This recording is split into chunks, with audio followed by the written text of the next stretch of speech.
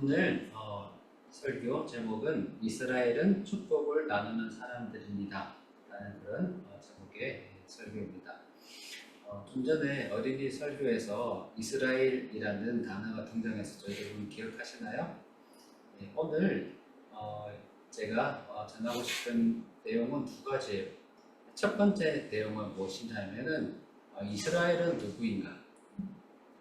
이스라엘은 아브라함으로부터 야곱, 또 이삭, 야곱, 요셉 이렇게 이어진 그런 민족이죠. 그런데 영적인 이스라엘을 얘기할 때는 그 이스라엘이 지금 정치적인 그런 건립된 국가인 이스라엘을 의미하지 않아요. 우리가 이스라엘, 그것을 첫 번째 이야기하고 싶고, 두 번째는 그런 이 이스라엘은 어떻게 살아가야 하는가, 그게 두 번째 이야기인데, 오늘 설교 제목처럼 축복을 나누면서 살아가야 한다. 그 두 가지 얘기를 여러분들 오늘 좀 나누고 있습니다. 그래서 오늘 창세기 33장 전체를 살펴볼 건데, 33장 본문 들어가기 전에 먼저 여러분에게 하나 나누고 싶은 게 있습니다. 자, 우리는 이스라엘로 살아가기로 삶을 정한 사람들입니다. 이게 무슨 얘기냐? 우리는 이스라엘이 되겠습니다. 우리 삶을 정했다는 그런 얘기예요. 로마서 말씀을 보면은 그러나 하나님의 약속인 말씀이 피했다고는 할 수 없습니다. 이스라엘에게서 태어난 사람이라고 해서 다 이스라엘 사람이 아니고 아브라함의 자손이라고 해서 다 그의 자녀가 아닙니다. 아브라함에게서 많은 자녀들이 태어났죠.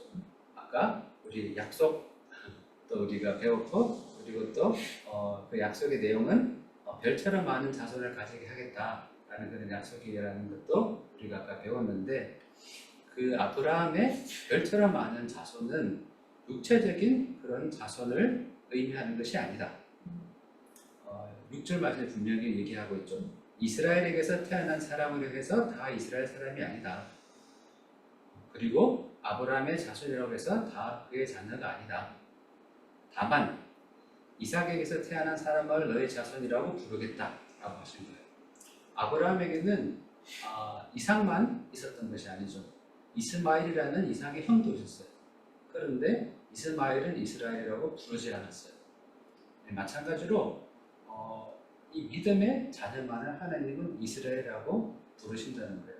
하나님은 아브라함을 통해서 새로운 가족을 만드셨어요.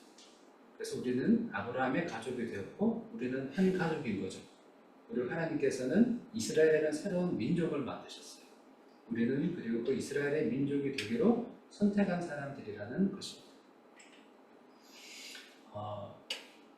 한 가지 조금 더 깊게 들어가기 위해서 여러분에게 설명드리고 싶은 것이 있어요. 무엇이냐면은 믿음, 맹세, 순종, 율법, 그리고 공로라고 표현하기도 하고 행위라고도 표현하고, 영어로는 work라고 표현하는 그리고 또 의, 이런 성경에 나오는 중요한 그런 개념들의 관계에 대해서 우리가 잠깐 좀 다뤘으면 좋겠는데, 로마서의 말씀을 보면은 이런 신학적인 내용들이 정말 잘 정리가 되어 있음에도 불구하고 읽으면 잘 이해가 잘 안 되는 것도 사실이잖아요. 팍 금방 잘 안 들어오잖아요. 그 이유 중에 하나는 뭐냐 하면은 이 당시에 시대적인 상황을 이 편지가 반영하고 있어요. 그래서 그 시대에 살아가는 사람들이라면은 가지고 있을 그런 배경 지식을 가정하고 쓴 편지이기 때문에 우리가 읽으면은 이해는 되지만은 그 당시에 사람들이 듣고 읽고 이해하는 것보다 이해가 느릴 수 있다는 거예요. 그래서 그 갭을 조금 좁히기 위해서 제가 여러분에게 하나 설명드리고 싶은데, 로마서는 로마에 있는 교회에게 쓴 편지잖아요. 로마에 있는 교회 사람들이라면 알고 있었던 내용이 무엇이냐, 데디티오 인 피뎀이라는 단어인데 무엇이냐 하면은 이 했는데 말의 뜻은 뭐냐 하면은 give faith라는 뜻이에요. 나의 믿음을 준다. 믿는다라는 건 하나의 단어로 표현되지 않고 믿음을 준다라는 그런 표현으로 믿음을 표현했어요. 당시. 이게 왜 그러냐? 제가 좀 설명을 드리도록 할게요. 로마 제국이 많은 전쟁을 거쳐서 여러 나라를 통합해서 큰 제국이 되었잖아요. 여러분 잘 아시죠? 이때 얼마나 많은 나라들이 로마의 지배를 받았겠어요. 로마와의 전쟁을 통해서 복속이 된 거죠. 자, 이때 로마와 전쟁을 해서 전쟁에 지은 국가에게는 두 가지 선택지가 있었어요. 첫 번째는 뭐냐? 나는 항복하지 않겠다. 나는 로마 너네들 인정할 수 없어. 그래서 그냥 죽는 거예요. 그런 경우. 로마의 지배를 받아들이지 않고 죽는 선택지 하나. 두 번째는 뭐냐?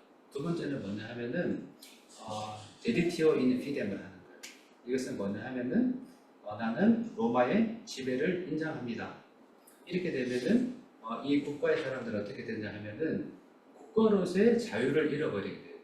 더 이상 독립적인 국가로서는 존재하지 않지만은 대신에 로마의 지배하에 들어가게 되면서 로마와의 계약 관계에 있게 됩니다. 이거는 상호에 작용하는 언약 관계가 맺어지는 거예요. 그걸 데디티오 인피뎀이라고 해요.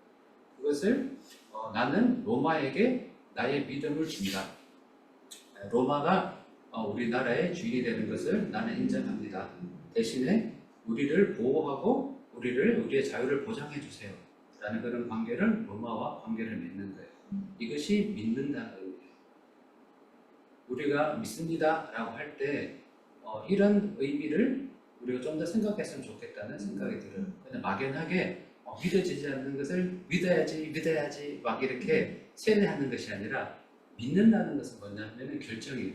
믿는다는 것은 나는 이 로마 제국에게 대적하지 않고 로마 제국의 지배를 받아들이고 로마 제국의 일부가 되겠다. 그렇게 함으로써 나는 로마가 보장하는 그런 평화를 누리겠다.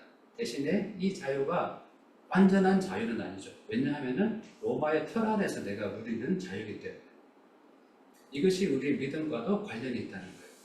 그렇다면 이걸 생각하면은 우리가 밑에 있는 5가지 질문에 대답을 할 수가 있을까? 좀 더 쉽게 대답을 할 수가 있겠을까요? 첫 번째, 어떻게 믿음으로 의롭게 되는가? 성경 말씀에서도 믿음으로 의롭게 된다라고 얘기를 하잖아요. 그렇죠? 이신칭리, 믿음으로 의롭게 된다. 왜냐하면은 의롭다, 의롭지 않다라는 것은 하나님이 보시기 때문에 절대적인 것이지만은 그렇지만은 하나님을 기준으로 생각하지 않으면 이건 사실 상대적인 거예요. 누가 보느냐에 따라서. 왜냐하면 의롭다라는 것은 심판자가 결정하는 거예요. 심판받는 사람이 결정하는 것이 아니라 심판자가 결정하는 것이기 때문에 그래서 믿음이라는 것은 뭐냐 하면은 나는 하나님의 주권에 나는 완전 주권을 인정하고 하나님의 주권으로 들어가겠습니다. 라고 데디티오인 피뎀하는 거예요. 그렇게 인정할 때에 그렇게 하나님께 온전한 믿음을 드리겠다라고 결정하고 나는 하나님께 지금부터 순종하는 삶을 살겠습니다. 라는 그런 맹세를 한 사람. 맹세를 한 사람에게 하나님은 그런 사람을 의롭다라고 본다는 거예요. 너희들은 멸망시키지 않겠어. 너희들에게는 2가지 선택지가 주어졌는데 어차피 다 죽을 수밖에 없는 하나님께 대적하기 때문에 그냥 하나님께서 멸망시킬 수밖에 없는 사람들이 있어요. 그런데 어떻게 할래? 라는 선택지가 은혜로 주어진 거예요. 은혜로 주어졌을 때 나는 하나님께 온전히 순종하고 하나님께 믿음을 드리겠습니다. 하나님과의 그런 계약을 맺겠습니다. 하나님과 그런 언약을 맺고 싶습니다. 라고 언약을 맺은 그런 사람들에 대해서 하나님이 그렇다면 너희는 지금부터 의로운 사람들이라고 내가 인정하겠어. 라고 해서 믿음으로 의롭게 되는 거예요. 여러분 아시겠죠? 쉽죠? 그 2번째 질문. 믿음과 순종은 어떤 관계에 있나? 나는 예수님을 믿는데 순종하는 삶은 살고 싶지 않아요. 나는 예수님 믿으니까 죽어서 천국만 가면 돼요. 이 땅에서는 나 멋대로 살고 싶어요. 라는 것이 성립하느냐? 성립하지 않아요. 왜냐하면은 이 믿음이라는 것은 하나님의 주권을 내가 인정하는 것이고 하나님의 다스림, 하나님의 규칙 안에 내가 법률 안에 들어가겠다. 하나님의 율법 안에 내가 들어가겠다라고 맹세하는 거예요. 내가 믿겠다라고 하나님께 나의 믿음을 드린다는 것을. 로마에게 항복했어. 그래서 우리 멸망시키지 말아주세요. 난 지금부터 로마의 시민으로 살아가겠습니다. 착한 사람으로 살아갈게요. 그리고는 로마가 정한 법을 따르지 않아. 있을 수 있는 일일까요? 없죠. 그러면 로마가 당장 그냥 다시 돌아가서 멸망시켜버리겠죠, 그 나라. 그래서 우리가 믿습니다. 그렇지만 순종하겠습니다라는 말은 성립할 수가 없다. 내가 하나님을 믿는다는 것은 곧 하나님의 뜻대로 살아가겠다 내가 맹세하는 거예요. 그 맹세가 지켜질 때에 이거는 상호적인 언약이잖아요. 그렇기 때문에 하나님이 또한 우리를 멸망시키지 않고 우리를 보호하겠다는 그런 언약도 성립됩니다. 세 번째, 왜 행위로는 의에 이를 수 없느냐? 행위라는 것은 하나님이 정한 그런 율법을 지키는 거예요. 그런데 이 행위에 앞서서 뭐가 있어야 하느냐 하면 믿음이 있어야 돼요. 내가 하나님의 주권을 인정해서 멸망할 수밖에 없는 상태에서 먼저 의로서 내가 믿음으로써 의롭게 되어서 내가 멸망당하지 않을 그런 구원을 얻어야 되는 거예요. 그런 이후에 나의 믿음에 따른 순종을 행해야 되는 거예요. 그런데 이 믿음 없이 나는 로마의 지배를 인정하지 않아. 난 지금처럼 로마에게 전쟁에서 패했지만 나는 독립된 국가로 살아가겠어. 난 그걸 인정할 수 없지만 대신에 로마 법을 열심히 따를 거야. 이거는 완전히 모순된 거죠. 로마 황제가 인정할 리가 없죠. 네가 어떻게 살아가든지 그건 네가 알아서 해. 내가 관심 있는 것은 네가 우리 로마의 법을 따를 것인가, 나의 지배를 인정할 것인가 말 것인가, 그거 먼저 결정해 라고 하나님께서는 얘기를 하시는데, 그런데 그것 없이 나는 열심히 선한 일을 행하겠습니다. 그러니까 나는 거기 구원을 깨우쳐라는 걸 성립되지 않는다. 왜냐하면은 어차피 다 멸망받을 수밖에 없는 사람들 다 똑같아요. 다 똑같아요. 우리의 행위로는 구원을 얻을 수가 없어요. 그렇기 때문에 행위로는 의에 이를 수가 없다. 자, 그렇다면은 믿음으로 의롭게 된 사람에게는 율법이 필요 없는가? 율법은 우리의 가정교사라고 하잖아요. 율법은 하나님의 정말 필요하다, 복음이 필요하다라고 알려주는 가정교사라고 하는데, 믿음으로 의롭게 된 사람들에게는 어떤 율법이 필요 없느냐? 율법이 필요해요. 이 율법은 믿음으로 의롭게 된 사람이 살아가는 그런 삶의 방식을 알려주는, 이 율법은 굉장히 선한 것이고 계속해서 건강하게 하나님의 지배 아래서 살아갈 수 있도록 돕는 굉장히 선한 역할을 하는 것이 율법이죠. 율법이 필요하다. 마지막으로 믿음과 보증과 신조의 관계는 어떻게 되느냐? 믿음, 우리 거기 보증 알죠? 보증, 크레딧.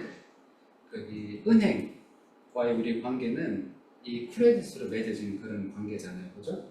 우리가 은행을 믿기 때문에 우리의 돈을 맡기고, 그리고 은행은 우리가 맡긴 재산을 보호해주죠. 그것이 보증의 관계가 있잖아요. 그래서 이 보증이라는 크레딧과 페이스는 사실은 어원이 같아요. 우리가 하나님께 우리의 믿음을 드리는 거예요. 우리의 믿음을 드림으로써 언약의 관계가 맺어지는 거예요. 우리가 은행에게 예금을 맡기면서, 그래서 은행과 우리의 그런 이제 그 계약을 맺듯이, 그래서 믿음과 보증은 같은 것이다. 우리가 사도신경, 우리가 통전적으로 우리 신앙을 고백했는데, 우리가 살아가는데 이 믿음의 삶을 사는 것들, 우리 고백을 담는 것이 크리드, 신조라는 것이죠. 그래서 아파솔스 크리드, 그게 사도신경이잖아요. 우리가 사도신경으로 고백할 때 그것은 사도들이 고백이 아니라 우리의 고백이에요. 우리의 고백인데 우리의 삶의 선언인 거죠. 우리는 이런 사람입니다. 우리는 이런 삶을 살겠습니다. 우리는 하나님의 주권을 인정합니다. 라는 그런 고백을 하는 거예요. 그래서 이런 고백을 하는 사람들은 특별한 관계에 들어오는 거예요. 우리는 다 따로따로 가요. 우리는 같이 함께 구원받은 사람이고 함께 아브라함의 자손이며 또한 한 이스라엘이고요. 로마서 그 9장 말씀에 보면은 이것을 잘 설명하고 있는 구절이 있는데, 이 관계를 좀 더 설명한 믿음과 구원의 관계를 잘 이해하지 않으면은 이 로마서 9장 30절, 32절 말씀이 잘 이해가 안 돼요. 한번 볼게요. 의를 추구하지 않은 이방 사람들이 의를 얻었습니다. 이것은 믿음에서 난 의입니다. 이방 사람들은 그 히브리 사람들이 아닌 우리들을 얘기해요. 이 이방 사람들은 의를 추구하지 않았는데 그런데 의를 얻었다. 이것은 믿음에서 난 의다. 이것은 무슨 얘기냐면은 좀 전에 봤죠. 우리가 믿음으로써 의롭게 된다. 우리가 하나님께 우리의 믿음을 드림으로써 의롭게 됐어요. 우리는 히브리 사람들이 정한 그런 율법을 지키고 안식일에는 엘리베이터를 타지 않고 그런 삶을 살지 않았지만은 우리의 믿음으로 의롭게 됐다. 제가 유대인들이 안식일을 지키는 거 보니까 현대에도 정말 그 틀 안에 지키는데 그런데 이 지키면 생활을 할 수 없으니까 이상하게 지키더라고요. 어떤 식이냐면은 그 아파트에서 매일 유대인들이랑 살면은 주일에는 안식일, 유대인들의 안식일에는 유대인들이 엘리베이터에 이렇게 서 있는데요. 왜냐하면은 엘리베이터 타는 건 괜찮은데 버튼을 누르면 안 돼. 그래서 이렇게 기다리고 있다가 애들 그거 타면 같이 탄 다음에 5점 좀 눌러달라고. 그렇게 하고 집에 간다는 거예요. 그래서 30절 우리는 이방 사람들인데 그렇게 유대인들처럼 그렇게 율법을 통한 의를 추구하지만은 그렇지만은 의를 얻었어요. 믿음으로 의를 얻었다. 31절에 그런데 이스라엘은 의의 율법을 추구했지만 그 율법에 이르지 못하였다. 왜냐하면 이스라엘은 믿음이 없는 행위를 추구했기 때문에 믿음 없이 율법을 열심히 지켜봤자 그것은 의로워질 수가 없고 구원에 이를 수가 없다는 거예요. 32절에 어떻게 그렇게 됐느냐? 그들은 믿음에 근거하여 의에 이르려고 한 것이 아니라 행위에 근거하여 의에 이르려고 했기 때문입니다. 이게 좀 제가 설명드립니다. 우리가 하나님께 우리의 믿음을 드릴 때 은행에 우리의 것을 신탁하듯이 하나님께 우리 믿음을 드리면서 하나님만이 나의 믿음의 대상입니다. 그리고 우리가 은밀하게 관계를 맺을 때 그때 하나님이 우리를 의롭게 보신다는 거예요. 그래서 믿음의 근거에서 의리의 의를 이룰 수 있지만은 그렇게 한 다음에 물론 우리가 이제 하나님과의 맺은 그 언약에 따라서 율법에 따라서 살아가야 되겠죠.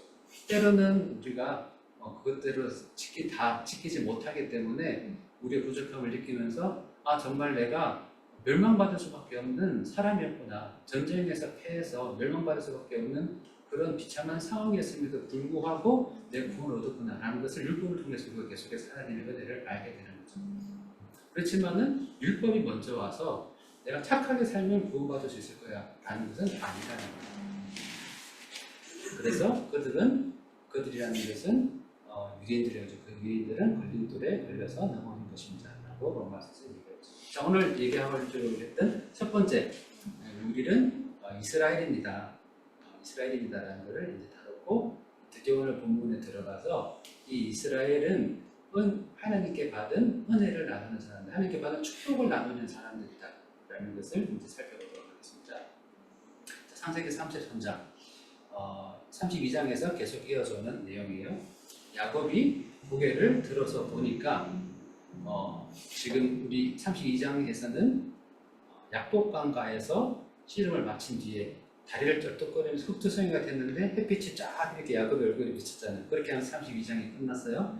그리고 33장 그리고 신랑을 좀 질렀는데 이 기록된 걸 보니까 그냥 바로 이어지는 이야기처럼 이렇게 기록이 됐어요. 야곱이 고개를 딱 들어서 봤는데 심부름꾼이 미리 와서 전한 것처럼 에서가 정말 나타났어요. 나타났는데 혼자 나타난 것이 아니라 장정 400명을 거느리고 오고 있는 거예요. 어느 순간 야곱이 가슴이 좀 덜컹해졌던 순간 야곱이 어떻게 했느냐, 야곱은 아이들을 레아와 라헬과 두 여종에게 나누어서 맡기고 그리고 세 그룹으로 나눠요. 자기가 덜 사랑하는 사람을 앞에 내보내고 가장 사랑하는 사람을 뒤에 남겨서 덜 위험한 위치에 배치를 합니다. 2절 말씀 보니까 어떻게 배치를 했느냐, 두 여종과 그들에게서 난 아이들은 앞에 세워. 이 두 여종이 이제 각각 라헬과 레아의 여종이죠. 그리고 아내를 얻은 사람이고 자식들이 태어났죠. 그래서 12지파 중에 일부 지파는 이 두 여종에게 태어난 거예요. 라헬과 레아에게서 태어난 거예요. 여종에게 태어난 아이들도 12지파를 이뤄요. 그래서 이 두 종과 아이들을 맨 앞에 세우고 그 다음이 레아, 언니인데 라헬을 더 사랑했죠. 라헬은 뒤에 세우고 좀 덜 사랑하는 레아와 그리고 거기서 난 아이들을 그 뒤에 세우고 세 번째 그룹은 라헬과 요셉이죠. 아직 베냐민은 태어나기 전이어서 라헬과 요셉은 맨 뒤에서 따라오게 합니다. 그런데 야곱이 좀 다른 행동을 보이는 게 뭐냐 하면은 야복강 이전의 야곱과 야복강 이후에 이스라엘 된 야곱은 좀 달라요. 야곱은 계속해서 자라가요. 이때 어떤 두려움 안에서 세 그룹을 나눴을지언정 야곱은 뒤에서 숨지 않아요. 3절 보니까 야곱이 맨 앞으로 나가서 이렇게 세 그룹으로 나눴지만은 그 두 여종과 자녀들 앞으로 자기가 나가서 형에게로 가까이 가면서 7번이나 땅에 엎드려서 절을 합니다. 그냥 이렇게 가서 형 오랜만이야 이렇게 하는 것이 아니라 가면서 절을 하면서 가는 거예요. 한 번도 아니고 두 번도 아니고 몇 번이죠? 7번. 네, 좋습니다. 7번 절하면서 가는데 이것은 정말 최상의 예를 표하는 형제 사이에서는 표하는 예가 아니라 정말 왕에게 표하는 그런 예를 표하는 최상의 예습니다. 당시의 고대 사회에서 7번이나 절을 하면서 갔습니다. 여러분 우리 생각해도 그렇죠. 누구를 만나러 가는데 만나서도 아니고 세상에 보일 때부터 먼저 절을 하고 가까이 가면 또 절을 하고 이렇게 7번을 하면서 그 사람에게 다가간다는 것은 사실은 일반적인 그런 예의는 아닌 거죠. 자, 4절 에서가 반응을 보입니다. 에서가 달려와서 그를 끌어안습니다. 동생을 끌어안고 두 팔을 벌려서 야곱의 목을 끌어안고 입을 맞추고 둘은 함께 옵니다. 여기서 에서는 야곱은 너무 조심스러워서 정말 최상의 예를 갖춰서 그렇게 자신의 그런 겸손함을 표현했는데 에서는 그 틀을 다 깨버리고 달려가가지고 야곱을 끌어안고 입을 맞추고 막 우는 거예요. 울면서 형이 그렇게 보이니까 야곱도 같이 입을 끌어안고 같이 우는 거예요. 20년 만에 만난 형제의 한국입니다. 5절 말씀 보니까 에서가 이제 고개를 들어서 야곱의 가족들을 봅니다. 여인들과 아이들을 보면서 이제 물어요. 네가 데리고 온 이 사람들은 누구냐? 야곱아 라고 물으니까 이 사람들은 하나님의 형님의 못난 아우에게 하나님이 형님의 못난 아우에게 은혜로 주신 자식들입니다. 그리고 나서 자신의 아이들과 자신의 아내와 아이들도 형에게 인사를 하도록 합니다. 이런 말씀 보니까 두 여종과 그에게 난 아이들 앞에 와서 먼저 절을 하고 그룹 순서대로죠. 그 다음에는 레아와 아이들이 절을 하고 마지막으로 요셉과 라헬이 나와서 절을 합니다. 계속해서 8절 말씀 볼 텐데 이 슬라이드에 나와 있는 본문이 오늘 키 본문입니다. 중요한 본문을 같이 집중해서 봅시다. 자, 에서가 묻습니다. 내가 오는 길에 만난 가축되는 모두인 것이냐? 가축 보는 거 여러분 기억하시죠? 지난주에 가축을 네 대로 나눠서 보내면서 그리고 모시려고 전하라고 했죠. 형한테 전하라고 하면서 형은 주인이고 자신은 종이다. 종 야곱이 보내는 선물입니다. 그리고 야곱도 뒤에서 따라서 오고 있어요. 그렇게 얘기하라면서 그러면서 계속해서 잽을 날리면서 형의 마음을 이렇게 무너뜨리려고 야곱에게 보냈잖아요. 그런데 이제 친구들과 얘기를 다 들었는데도 에서가 다시 한 번 더 물어요. 이 당시에 이 뭐라 그럴까 선물이 오가는 것을 보면은 한국의 그 7, 80년대 모습과 좀 비슷하다는 생각이 들어요. 저도 보면은 어른이 나한테 용돈을 주면은 절대 바로 받아서는 안 됐거든요. 요즘 아이들 어른이 용돈 주면 고맙습니다 바로 받잖아요. 우리 때는 그러면 안 돼요. 받으려고 하면은 옆에서 부모님이 딱 먼저 제지를 해요. 그런 거 주실 필요 없어요. 애한테 뭐 그렇게 큰 돈을 주세요. 그러고 그럼 나도 같이 부모님 형해야 돼. 괜찮아요. 그러면서 거기 3번을 주셔. 3번을 주시면은 그러면은 뭐 이런 거에서 부모님이 허락하게 그런 이제 사인을 주면 그제서야 제가 이제 받는 거죠. 고맙습니다 하면서 지금 보면은 이제 에서도 이미 친구들께 얘기를 다 들어서 자기는 주는 선물을 다 아는데 질문을 하고 야곱이 대답을 합니다. 형님께 은혜를 입고 싶어서 가지고 온 것입니다. 에서가 얘기해요. 아우야, 나는 넉넉하다. 너의 것은 네가 가져라. 안 받겠다라고 이제 얘기를 하는 거죠. 정말 안 받겠다는 게 아니라 그렇게 지금 서로 오가는 따뜻한 정이 오가는 그런 상황인 거예요. 지금 10절 말씀 보니까 야곱이 말하였다. 아니다 형님. 형님께서 저를 좋게 보시면 제가 드리는 이 선물을 받아주십시오. 형님께서 저를 이렇게 너그럽게 맞아주시니 형님의 얼굴을 뵙는 것이 하나님의 얼굴을 뵙는 듯합니다.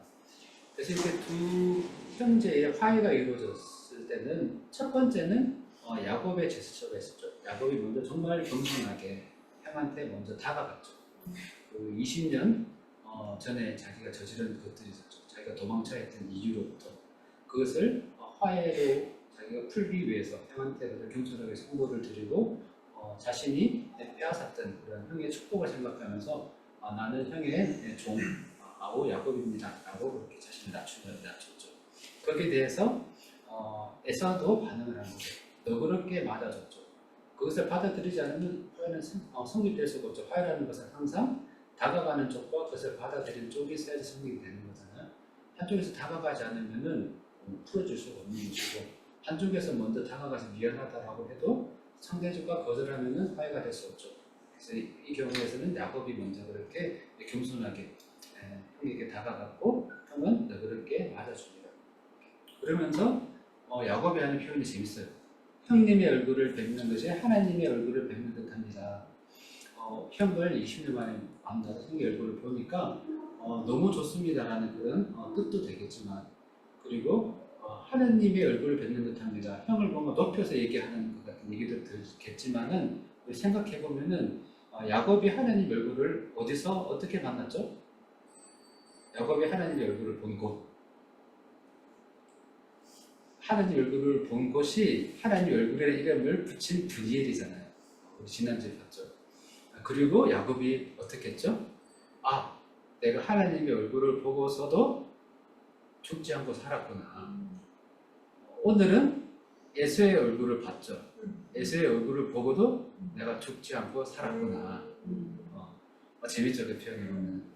형님의 얼굴을 뵙는 것이 하나님의 얼굴을 뵙는 듯합니다. 내가 하나님의 얼굴을 보고도 살았는데 형의 얼굴을 보고도 살았네요. 형은 그렇게 받아들이지 않았겠지만 야곱은 정말 그런 뜻도 담겨 있었을 것 같아요.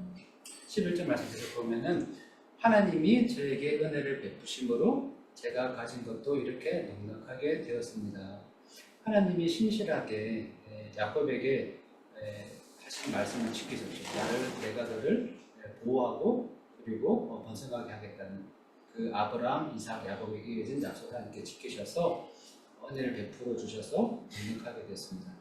그러니 제가 형님께 가지고 온 이 선물을 기꺼이 받아주시기 바랍니다 하면서 선물을 형한테 드리는데, 이 선물이 어떤 단어냐, 히브리어로 보면은 베라카라는 단어, 베라카라는 단어인데, 이것이 선물이라는 뜻도 있지만은 축복이라는 뜻이에요. 축복. 이 축복은 이삭이 야곱을 축복했을 때 썼던 그 축복이라는 단어와 같은 뜻이에요.